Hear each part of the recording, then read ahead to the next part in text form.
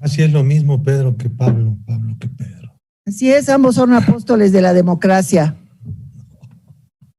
De la democracia no hay más que uno que para hacerlo se tuvo que levantar en armas.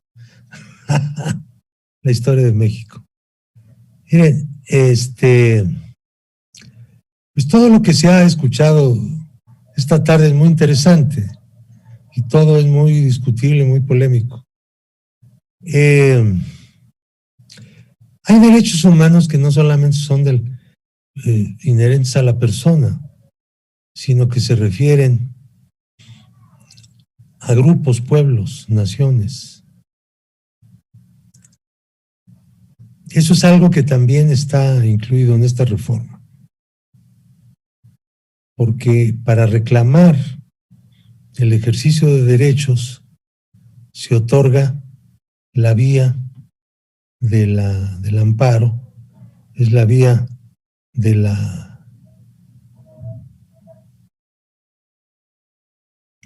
la queja colectiva ante tribunales en reclamo del reconocimiento de derechos colectivos frente a la autoridad.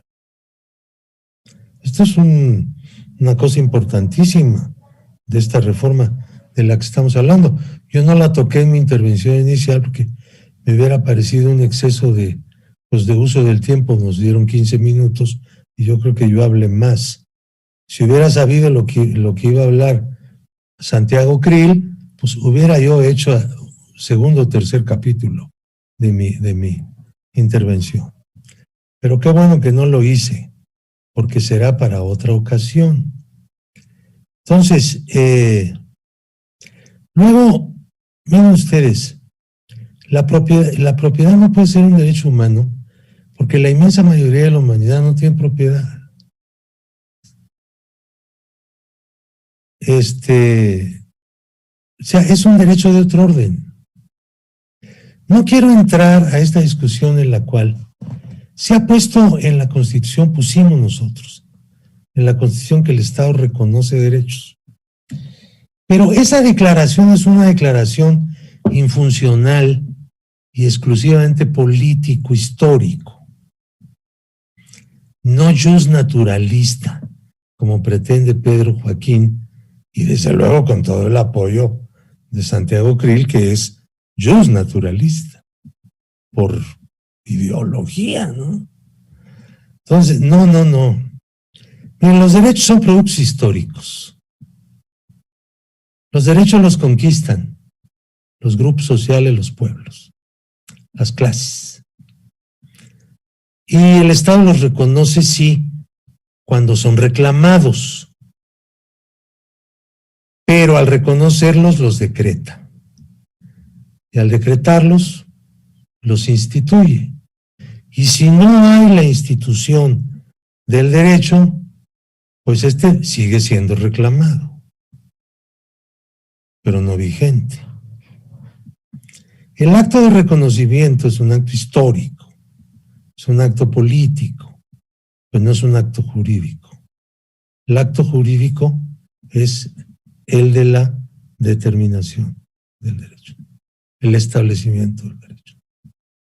Entonces, bueno, ¿para qué discutir este asunto si a fin de cuentas es inocuo que la Constitución diga que el Estado reconoce los derechos? Pues qué bueno que lo diga, por lo menos en la interpretación de algunos de nosotros quiere decir que la Constitución reconoce que los derechos son productos históricos, que no los dio ninguna divinidad y no los da tampoco un poder, no los da un poderoso, no los da el rey, los da la acción política encaminada a obligar al Estado a que se acepten los derechos reclamados. Eso es la historia, pues.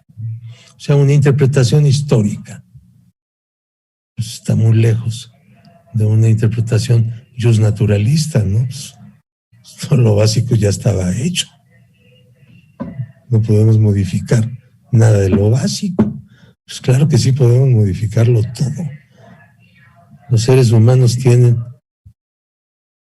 la capacidad, la necesidad y la capacidad de ponerlo todo a crítica y tratar de reformarlo absolutamente todo. No hay cosas intocables en la sociedad. Bueno, el otro tema que sí me interesa mucho es el de la progresividad, porque la progresividad se está utilizando mal, se está interpretando mal. La progresividad es como lo dijo Santiago Krill.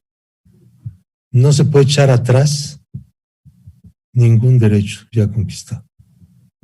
No se puede salir, como están haciendo ahorita en Estados Unidos, de poner en duda el derecho a votar porque le agregan una serie de requisitos, ¿no? Porque no quieren que voten los que votan en contra de ellos, ¿no?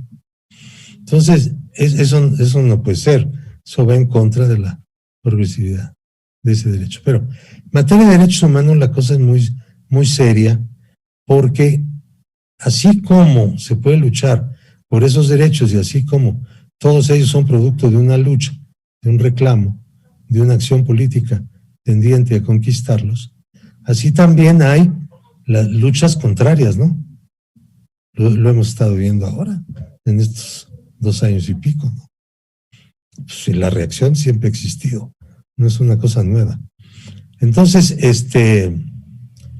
la progresividad es prohibirlo, y lo que pregunta Santiago es, la progresividad es no echar atrás ningún derecho conquistado, sino procurar su desarrollo, su perfeccionamiento y la generación de garantías mayores para su ejercicio.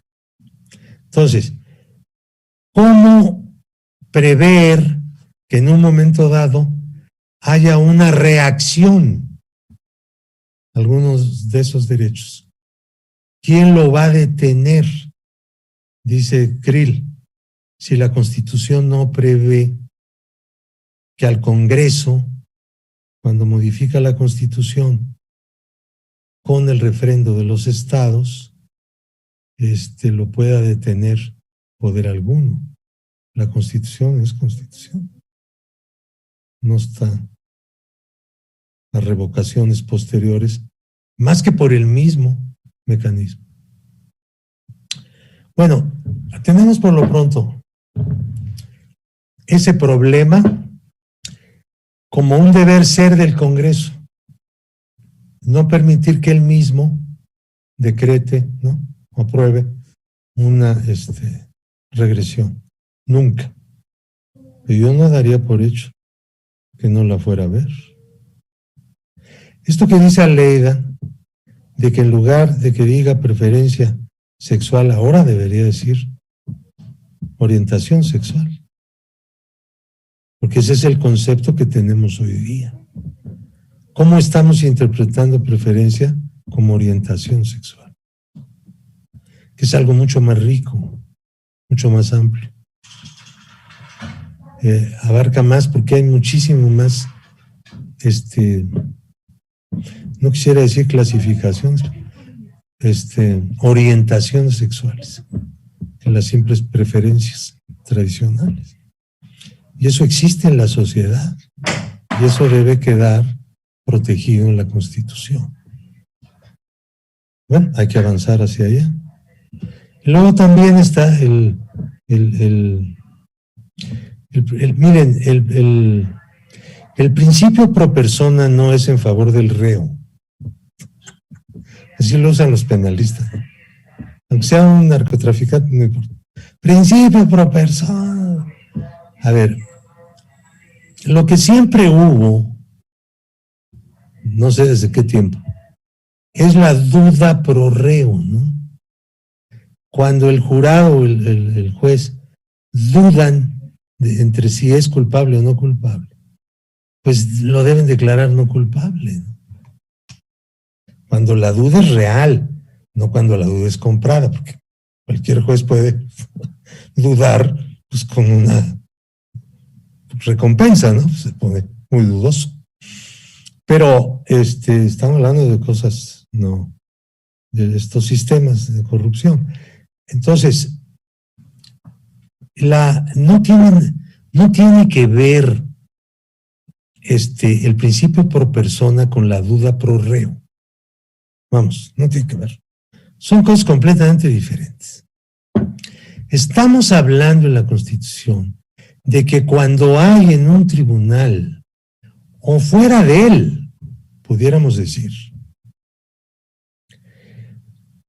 la existencia de dos interpretaciones que pudieran ser, probablemente, posiblemente, de la misma jerarquía, que pudieran ser válidas,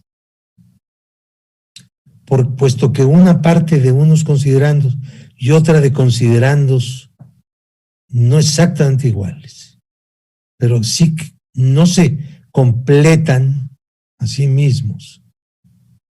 La obligación del Estado es optar por aquella que favorece no al Estado, sino a la persona.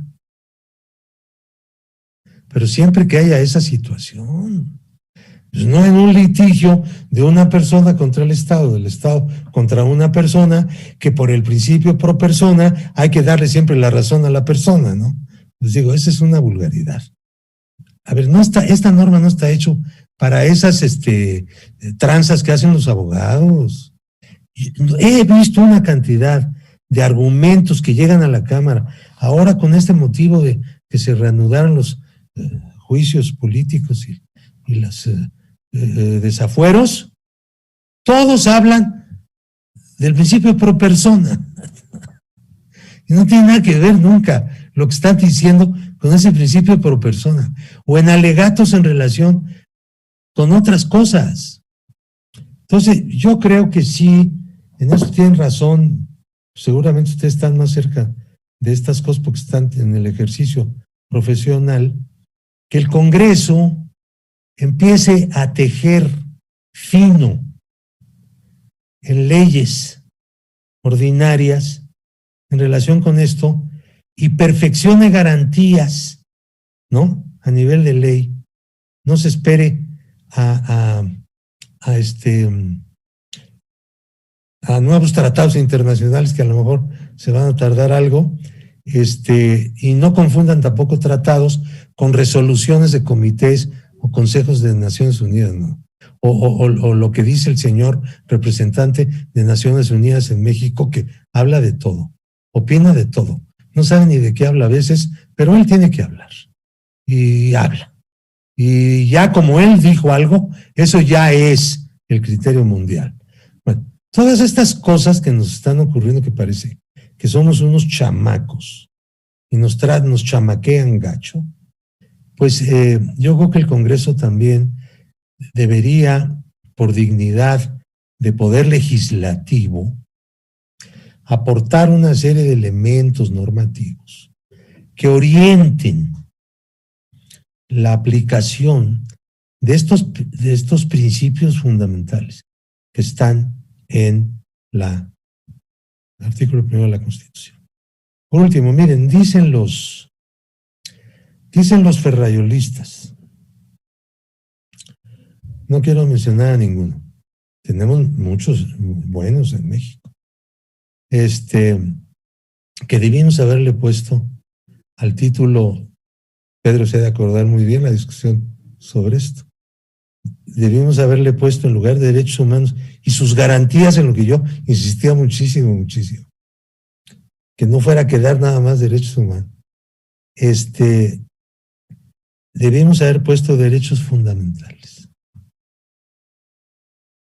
Creo que tienen razón, ¿eh? Yo no estoy enteramente de acuerdo con Ferrajoli. Ustedes saben que Ferrajoli es un estupendo jurista y un defensor muy importante de derechos humanos y también de las garantías de los mismos, pero parte de unos principios, digamos, de interpretación histórica distintos a los que nosotros partimos. Pero coincidimos en muchísimas cosas. Entonces, pues hay que aprovechar también para ponerle derechos fundamentales en la primera modificación que se haga del capítulo primero a propósito. Por ejemplo, que en lugar de que diga preferencia, diga orientación, y ya con eso avanzamos un poquito por ahí, aprovechamos para decir algunas 2 o 3 cosas más y avanzar en la progresividad, etcétera, etcétera, y le cambiamos ligeramente el nombre al capítulo primero. Lo que hicimos estuvo bien hecho. Había en ese momento un ambiente político que no era de crispación. En este momento la Cámara muy poca discusión. Unos se suben a insultar